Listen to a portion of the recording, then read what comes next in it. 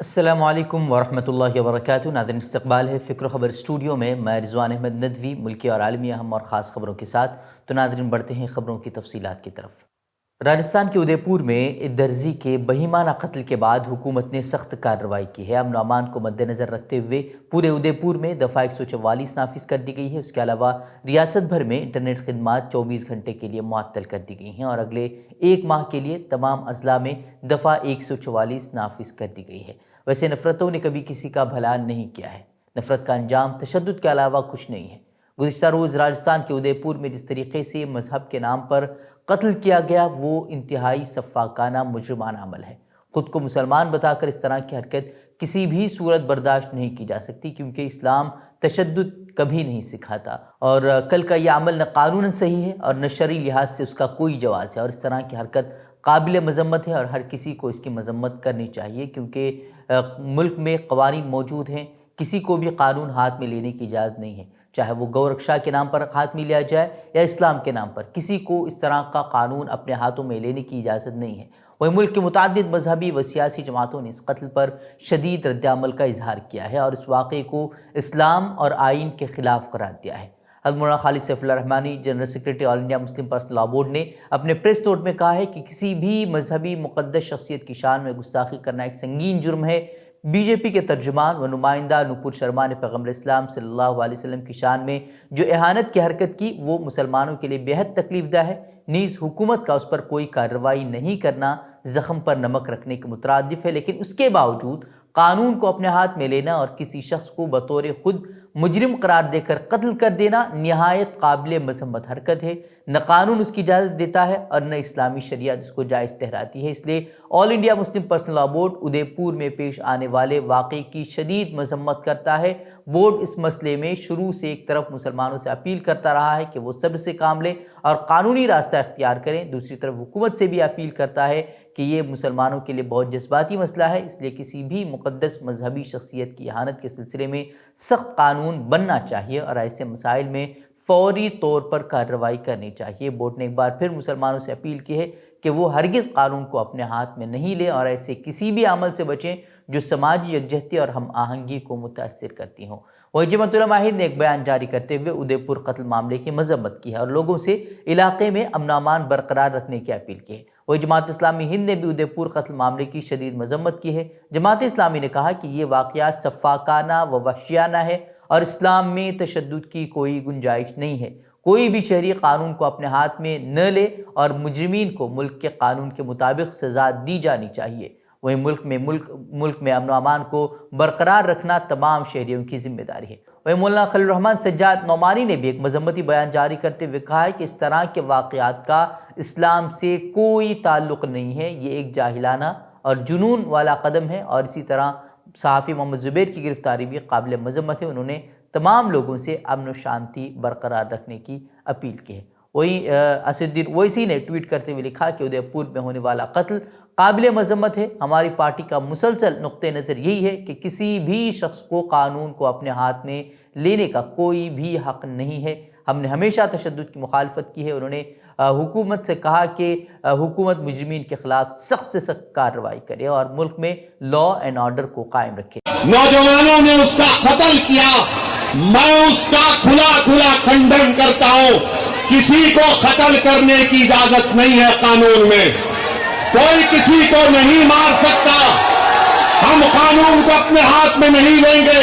ہاں، یقیناً ہم دوبارہ مطالبہ کرتے ہیں کہ نپور شرما کو بھارت کے آئی ٹی سی CRPC کے قانون کے تحت ایکشن لیا جائے، گرفتار کیا جائے، مگر قانون کوئی ہاتھ میں نہیں لے سکتا۔ ہمیں بتا دیں کہ راجستھان کے ادے پور میں ایک شخص کو بی جے پی سے نکالی گئی ترجمان نپور شرما کی حمایت میں سوشل میڈیا پوسٹ کرنے پر قتل کر دیا گیا ہے۔ مقتول کا نام کنہیا لال تھا، جو کہ پیشے سے درزی تھا اور اپنی دکان چلاتا تھا۔ اس نے بی جے پی کے معطل لیڈر نپور شرما کی حمایت میں سوشل میڈیا پر ایک پوسٹ کی تھی۔ ملزمان جو گرفتار ہو گئے ہیں وہ کپڑا سلائی کروانے کے بہانے ان کی دکان پر آئے تھے اور ملزمان نے پورے واقعے کی ویڈیو بنا کر وائرل بھی کی تھی اور قتل پر مقامی لوگوں نے اس کے بعد کافی ہنگامہ کھڑا کر دیا، جس کے بعد ادے پور میں انٹرنیٹ سروس بند کر دی گئی ہے۔ ساتھ ہی وزیر اعلیٰ اشوک گہلوت نے تمام لوگوں سے امن و امان برقرار رکھنے کی اپیل کی ہے۔ مہاراشٹر کی سیاست ایک الگ موڑ پر پہنچ گئی ہے اور اب مہا وکاس اگاڑی سرکار پر جو ہے وہ خطرات کے بادل منڈلانے لگے ہیں، اور اب گورنر بھگت سنگھ کوشیاری نے مہا وکاس اگاڑی حکومت سے کہا ہے کہ وہ 30 جون یعنی کہ کل جمعرات کو اپنی اکثریت ثابت کرے۔ وہیں سپریم کورٹ آج شام 5 بجے مہاراشٹر کے گورنر بھگت سنگھ کوشیاری کے فیصلے کے خلاف شیو سینا کی طرف سے دائر درخواست پر سماعت کرے گی، جس میں ادھو ٹھاکرے کی قیادت والی حکومت سے جمعرات کو فلور ٹیسٹ کا سامنا کرنے کو کہا گیا ہے۔ اپنی درخواست میں شیو سینا نے کہا ہے کہ گورنر کا حکم غیر قانونی ہے کیونکہ سپریم کورٹ نے وزیر ایک ناتھ شندے کی قیادت میں 16 باغی ایم ایل اے کو نااہل قرار دینے پر ابھی تک کوئی فیصلہ نہیں کیا ہے۔ وہیں باغی ایم ایل اے چاہتے ہیں کہ شیو سینا نیشنلسٹ کانگریس پارٹی اور کانگریس سے اپنا اتحاد توڑ دے۔ اس سے پہلے ایک خط میں کوشیاری نے کہا تھا کہ جمعرات کو ہونے والی ووٹنگ کسی بھی وجہ سے ملتوی نہیں کی جائے گی، اور کارروائی کو ریکارڈ کرنے کو انہوں نے کہا ہے، جس کے بعد اب جو ہے مہاراشٹر کی سیاست میں ہلچل مزید بڑھ گئی ہے۔ وہیں آلٹ نیوز کے شریک بانی اور معروف صحافی محمد زبیر کی گرفتاری کے خلاف دنیا بھر کے سماجی کارکنان، صحافیوں اور سیاسی لیڈران نے مودی حکومت اور دہلی پولیس کے خلاف ناراضگی کا اظہار کیا ہے، اور اس معاملے میں آن لائن احتجاج کرنے کے ساتھ ساتھ دہلی کی سڑکوں پر بھی احتجاج کیا گیا۔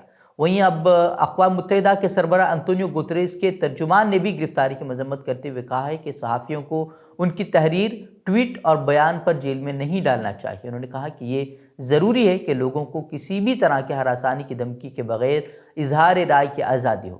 محمد زبیر کو پیر کو دہلی پولیس نے 2018 میں ٹویٹس کے ذریعے مذہبی جذبات کو مجروح کرنے کے الزام میں جو ہے وہ گرفتار کیا تھا۔ وہیں اقوام متحدہ کے انسانی حقوق کے ادارے نے کارکن تیستا سدلواڑ کی گرفتاری پر بھی تشویش کا اظہار کرتے ہوئے ان کی بھی فوری رہائی کا مطالبہ کیا ہے۔ وہیں جموں کشمیر کے سابق وزیر اعلیٰ محبوبہ مفتی نے کہا ہے کہ ستم ظریفی یہ ہے کہ ایک طرف وزیراعظم نریندر مودی G7 اجلاس میں اظہار رائے کی آزادی کی حفاظت کی بات کرتے ہیں، تو دوسری جانب آلٹ نیوز کے فیکٹ چیکر کے شریک بانی محمد زبیر کو دہلی پولیس گرفتار کر لیتی ہے۔ انہوں نے کہا کہ مرکزی حکومت نے دفعہ 370 کی منسوخی کے بعد جو طریقہ کشمیر میں اپنایا ہے، اب یہی طریقہ جو ہے وہ پورے ملک میں مخالفین اور صحافیوں کے خلاف استعمال کیا جا رہا ہے۔ وہیں سری نگر میں اپنی رہائش گاہ میں میڈیا سے بات کرتے ہوئے انہوں نے کہا کہ افسوس کے ساتھ یہ کہنا پڑ رہا ہے کہ بھارت جو دنیا میں جمہوری نظام سے معروف تھا، اب بی جے پی سرکار اس کو چین جیسے نظام کی طرف لے جا رہی ہے۔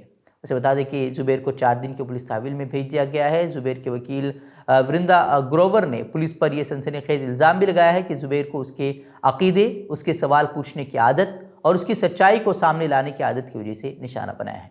انہوں نے مطالبہ کیا کہ زبیر کو فوراً رہا کیا جائے اور دہلی پولیس کی سخت سرزنش بھی کی جائے۔ ادھر سرکاری وکیل نے دعویٰ کیا ہے کہ زبیر نے جو ٹویٹ کیا وہ بہت زیادہ اشتعال انگیز تھا، جس کی وجہ سے 2 کمیونٹیز کے درمیان نفرت اور دشمنی بڑھ سکتی ہے، ساتھ ہی 2 فرقوں میں تشدد بھی ہو سکتا تھا، اس لیے زبیر کو قانون کے دائرے میں لانا ضروری تھا۔ عدالت نے دونوں فریقوں کے دلائل سننے کے بعد اپنا فیصلہ سناتے ہوئے زبیر کو 4 دن کی پولیس تحویل میں بھیج دیا ہے۔ بتا دیں کہ زبیر نے جو ٹویٹ کیا تھا وہ 1983 کے ایک فلم کا سین تھا، جس پر جو ہے وہ 1983 کے بعد 2022 میں اب اس پر مذہبی جذبات مجروح ہونے لگے اور اسے گرفتار کر لیا گیا ہے۔ تو ناظرین بڑھتے اب عالمی خبروں کی طرف۔ ترکی نے بالآخر نیٹو میں شمولیت کے لیے سویڈن اور فن لینڈ کی طرف سے بھیجی گئی درخواستوں کو قبول کر لیا ہے۔ بی بی سی نے اپنی رپورٹ میں یہ معلومات دی ہیں۔ وہیں ترکی نے اس سے قبل تنظیم میں ان ممالک کی شمولیت کے بارے میں عدم اتفاق کا اظہار کیا تھا، جس کی وجہ ان ممالک کی جانب سے کرد انتہا پسندوں کے خلاف کارروائی نہ کرنا ہے۔ ترکی کا خیال تھا کہ اگر یہ نیٹو میں شامل ہو گئے تو یہ قومی سلامتی کے لیے خطرناک ثابت ہو سکتا ہے، کیونکہ ان کے پاس دہشت گرد تنظیموں کے خلاف کوئی واضح اور شفاف پالیسی نہیں ہے۔ وہیں سویڈن اور فن لینڈ ترکی کی حمایت کے بغیر نیٹو میں شرکت نہیں کر سکتے تھے، کیونکہ نیٹو کے کسی بھی فیصلے کے لیے تمام 30 رکن ممالک کی منظوری درکار ہوتی ہے۔ تینوں ممالک کے وزرائے خارجہ نے ترکی کے ساتھ ایک مشترکہ سیکیورٹی معاہدے پر دستخط بھی کیے ہیں، جس میں سویڈن اور فن لینڈ کو نیٹو میں شامل کرنے پر اتفاق کیا گیا ہے۔ تو ناظرین یہ تھی خبریں۔ مزید خبروں کے لیے آپ ہمارے ویب سائٹ www.fikrokhbar.com کی طرف کر سکتے ہیں۔ ویڈیوز کے لیے آپ ہمارے یوٹیوب چینل کو سبسکرائب ضرور کریں۔ تو ناظرین اجازت دیں، السلام علیکم ورحمۃ اللہ وبرکاتہ۔